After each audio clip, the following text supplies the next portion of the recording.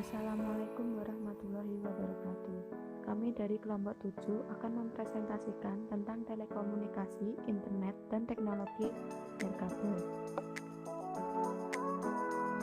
yang beranggotakan pertama Fadilah Arista NIM 195211044, yang kedua Rafiq Romadhana NIM 195211064, yang terakhir saya sendiri, saya Agus Gunungsiat NIM 195211066. Yang pertama, saya akan menjelaskan tentang telekomunikasi dan jaringan dalam dunia TV saat ini. Tren dalam dunia jaringan dan komunikasi. Perusahaan pada masa lalu menggunakan dua jenis dengan dasar yang berbeda, yaitu jaringan telepon dan jaringan komputer.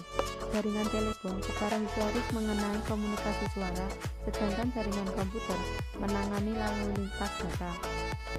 Penyediaan telekomunikasi saat ini seperti AT&T, Verizon menawarkan radiasi data, akses internet, layanan telepon seluler, program televisi, dan layanan suara. Penggunaan internet menggunakan smartphone dan netbook mobile untuk mengakses internet. Apa sih yang dimaksud dengan jaringan komputer? Jaringan terdiri dari dua atau lebih komputer yang terhubung. Komponen transmisi yang digunakan dalam jaringan sederhana: komputer clean dan komputer khusus server, antarmuka jaringan, media koneksi, perangkat lunak sistem operasi jaringan, dan pada perangkat bit ataupun perangkat bit. Komputer server yaitu komputer di jaringan yang melakukan fungsi penting jaringan untuk komputer clean, seperti melayani laman, web, penyimpanan data, dan menyimpan sistem operasi jaringan atau mengendalikan jaringan. Software Defined Networking atau SDN adalah pendekatan jaringan baru di mana fungsi kontrolnya dikelola oleh satu program utama yang dapat bekerja pada server komoditas murah dan terpisah dari perangkat jaringan tersebut. Teknologi utama dalam jaringan digital. Yang pertama, komputasi clean atau server, model terdistribusi di mana beberapa dari daya pemrosesan terletak di dalam komputer clean yang kecil dan murah. Yang kedua yaitu packet switching. Packet switching membuat penggunaan kapasitas komunikasi di jaringan menjadi lebih efisien. Yang ketiga yaitu PCC mengacu pada Transmission Control System yang menanyai pergerakan data antar komputer. PPC membentuk sambungan antar komputer, mengurutkan transfer paket, dan menyatakan paket yang dikirim. Sedangkan IP mengacu pada Internet Protocol yang bertanggung jawab untuk mengirim paket, termasuk pembongkaran dan penyusunan kembali paket selama transmisi. Yang selanjutnya yaitu jaringan komunikasi. Yang pertama yaitu sinyal digital versus sinyal analog. Sinyal analog diwakili oleh gelembung kontinu yang melewati media komunikasi dan telah digunakan untuk komunikasi suara. Sedangkan sinyal digital merupakan gelombang diskrit ketimbang gelombang kontinu dan berbentuk binat. Jenis jaringan area lokal dirancang untuk menghubungkan komputer pribadi dan perangkat digital lainnya dalam radius setengah mil atau 500 meter. Media transmisi dan kecepatan transmisi. Jaringan area luas dan metropolitan.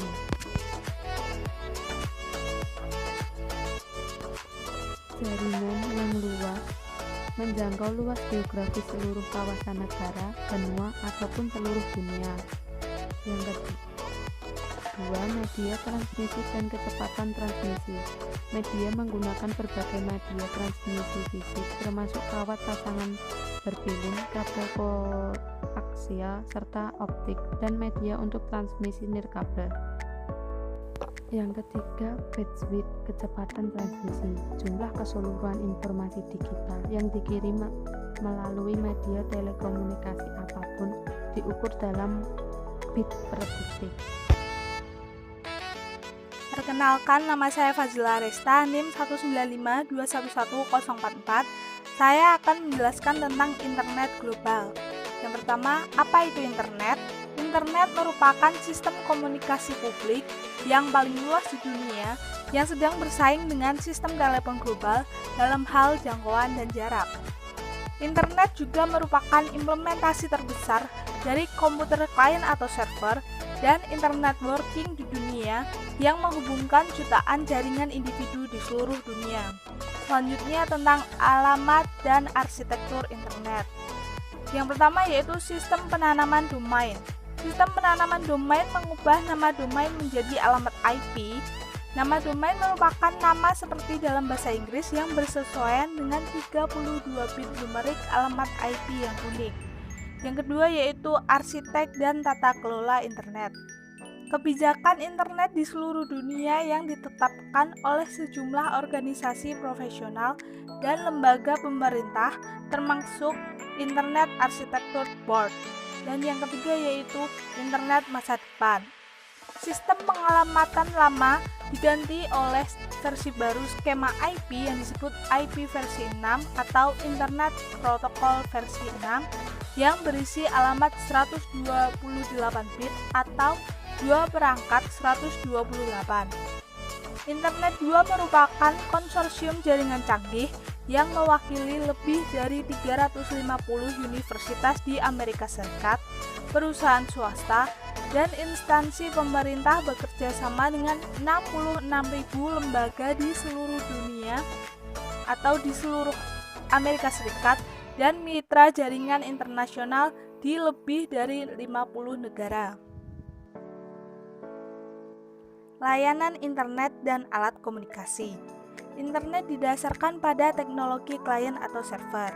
Platform klien saat ini tidak hanya mencakup pada PC dan komputer, tetapi juga telepon seluler, perangkat genggam digital berukuran kecil, dan peralatan lainnya. Yang pertama, layanan internet. Sebuah komputer klien yang terhubung ke internet mempunyai akses ke berbagai layanan. Setiap layanan internet dilakukan oleh satu atau lebih program perangkat lunak. Yang kedua, Voice over IP. Teknologi Voice over IP memberikan informasi dalam bentuk digital menggunakan sambungan paket.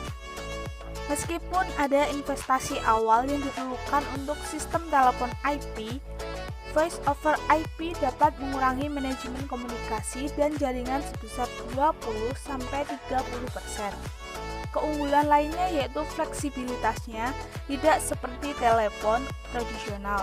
Telepon dapat ditambahkan atau dipindahkan ke kantor berbeda tanpa melakukan perkabelan ulang atau konfigurasi ulang jaringan.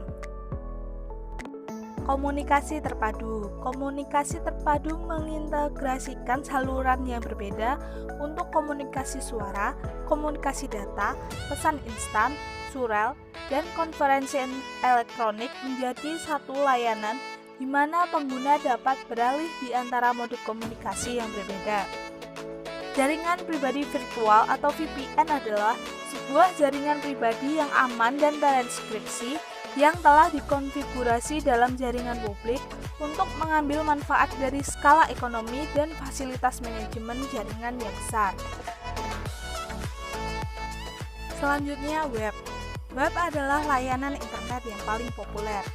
Web merupakan sistem dengan standar yang diterima secara umum untuk menyimpan, mengambil, memformat, dan menampilkan informasi menggunakan arsitektur klien atau server. Dalam web terdapat hypertext. Hypertext Transfer Protocol atau HTTP adalah standar komunikasi yang dipakai untuk mentransfer laman di web.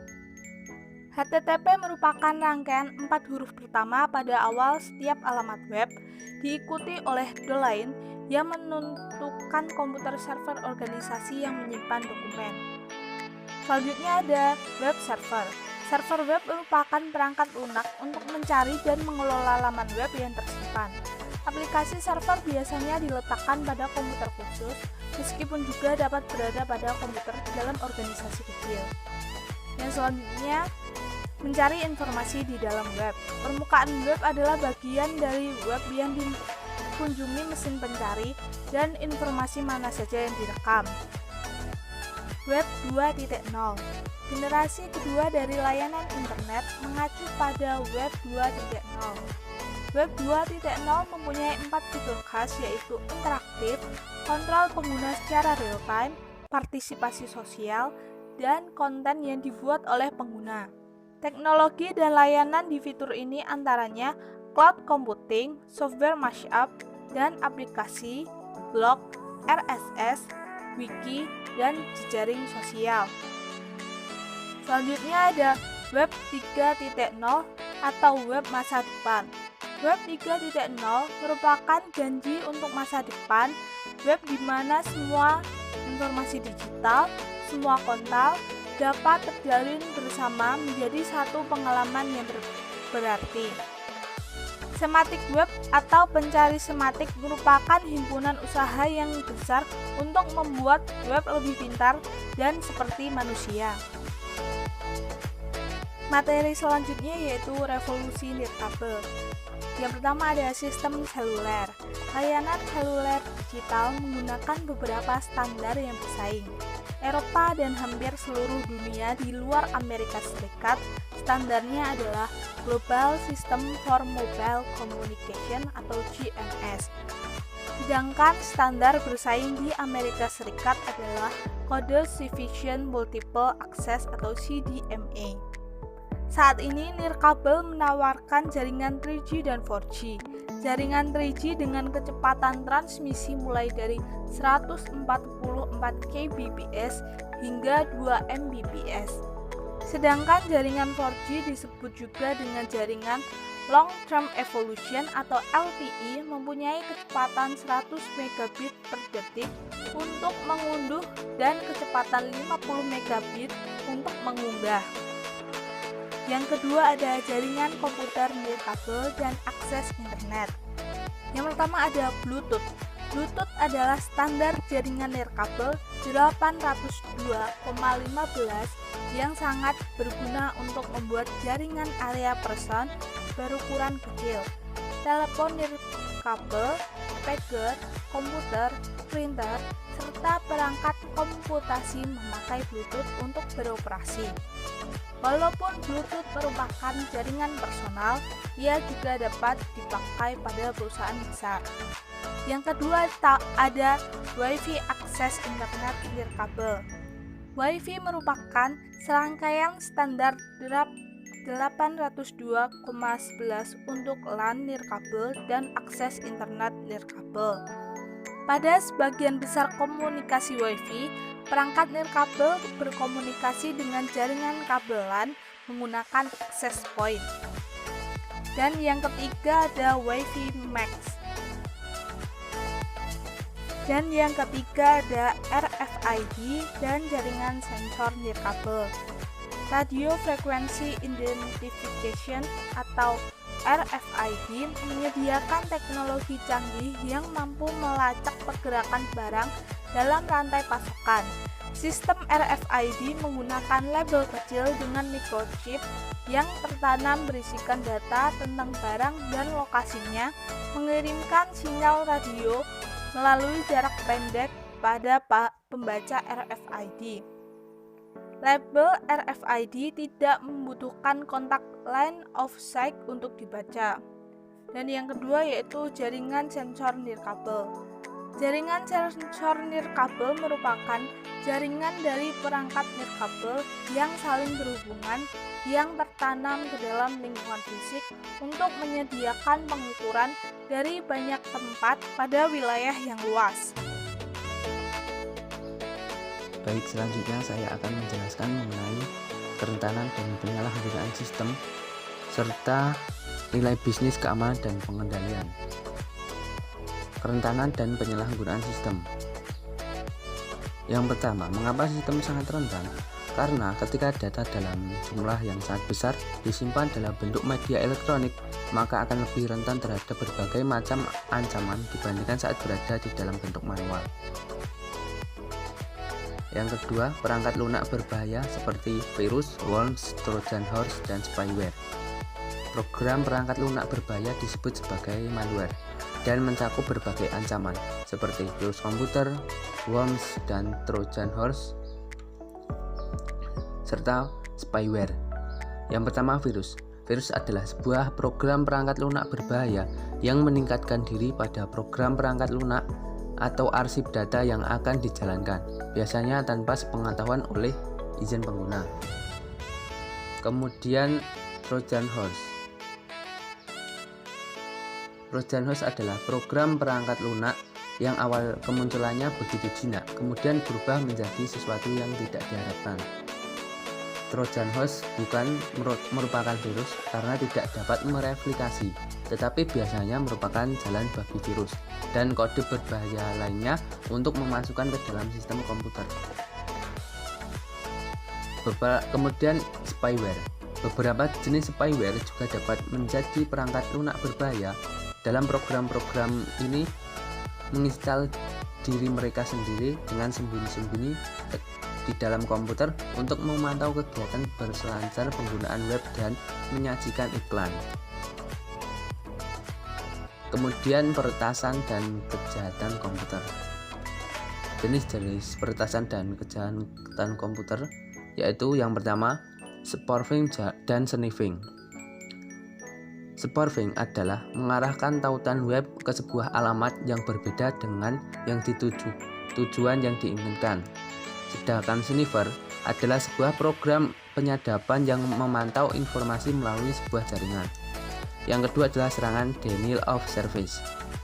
Dalam sebuah serangan denial of service, peretas membanjiri server jaringan dan server dengan ribuan layanan komunikasi atau permintaan palsu untuk mengacaukan jaringan.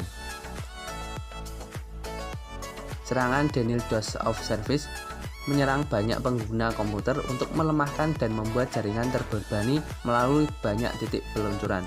Akibat dari serangan denial of service menyebabkan sebuah situs web ditutup, membuat para pengguna yang sah tidak dapat mengakses situs tersebut. Kemudian kejahatan komputer. Sebagian besar aktivitas peretasan adalah tindakan pidana dan kerentanan sistem yang telah ditetapkan dideskripsikan menjadi target dari bentuk kejahatan komputer lainnya. Yang selanjutnya adalah pencurian identitas. Adalah sebuah kejahatan di mana seorang penipu memperoleh sejumlah informasi penting mengenai nomor identifikasi sosial atau nomor kartu kredit orang lain yang digunakan untuk mendapatkan kredit. Kemudian click fraud, yaitu program individu atau perusahaan yang secara curang mengeklik iklan online tanpa adanya niatan untuk mempelajari lebih lanjut mengenai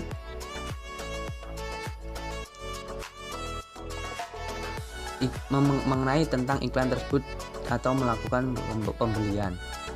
Kemudian ancaman global, cyber terorisme dan cyber warfare. Cyber warfare merupakan kegiatan yang disponsori negara yang dirancang untuk melumpuhkan dan mengalahkan negara bagian atau negara lain dengan melakukan penetrasi pada komputer atau jaringan yang bertujuan untuk menyebabkan kerusakan dan gangguan. Kemudian yang keempat adalah ancaman internal, yaitu para karyawan perusahaan. Pihak internal perusahaan dapat menjadi ancaman keamanan yang serius pada karyawan yang memiliki akses menuju informasi rahasia, dan dengan lemahnya prosedur keamanan internal, mereka biasanya dapat menjelajah ke seluruh sistem organisasi tanpa meninggalkan jejak. Kemudian yang kelima adalah kerentanan perangkat lunak. Kesalahan perangkat lunak memiliki ancaman konstan pada sistem informasi, menyebabkan kerugian yang tak terhitung dalam sisi produktivitas. Selanjutnya adalah nilai bisnis keamanan dan pengendalian. Yang pertama, persyaratan hukum dan peraturan untuk manajership. Terdapat undang-undang elektronik, portabilitas dan akuntabilitas, asuransi kesehatan, healthy insurance, portability and accountability (HIPAA) tahun 1996. HIPAA menekankan peraturan dan prosedur keamanan medis dan privasi untuk memudahkan administrasi tagihan pelayanan kesehatan dan transfer otomatis data, penyediaan, pembayaran, dan rencana pelayanan kesehatan. Selain itu, terdapat Undang-Undang Sarbanes-Oxley. Dalam undang-undang tersebut dirancang untuk melindungi investor dari skandal keuangan seperti yang terjadi pada Enron, WorldCom, dan perusahaan publik lainnya. Dasar Sarbanes-Oxley adalah memastikan kendali internal berada pada tempatnya untuk menentukan pembentukan dan dokumentasi informasi dalam laporan keuangan. Yang kedua adalah barang bukti elektronik dan komputer forensik. Komputer forensik adalah penggunaan pengujian autentitas, penjagaan, dan analisis ilmiah terhadap data yang terdapat atau diambil dari media penyimpanan komputer di mana informasi dapat digunakan sebagai barang bukti pengendalian.